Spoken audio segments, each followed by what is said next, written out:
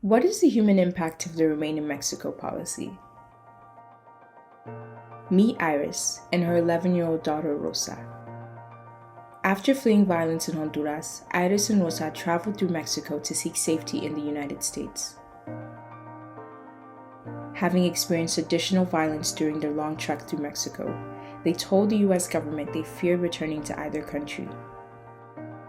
But due to Trump's Remain in Mexico policy, the US returned Iris and Rosa to Mexico, where they were forced to wait for an asylum hearing in a makeshift refugee camp.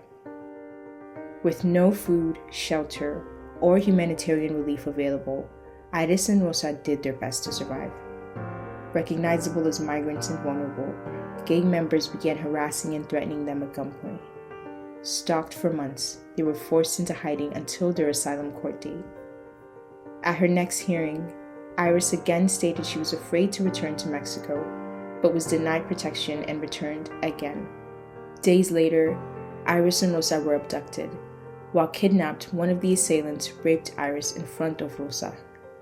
Iris told her to hide in the corner and cover her ears.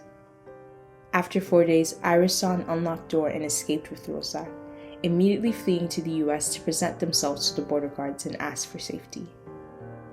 Iris desperately expressed her fear of returning to Mexico and recounted their kidnapping to the asylum officer.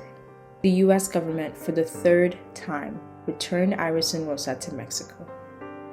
Less than a week later, Iris was recaptured by her previous abductors.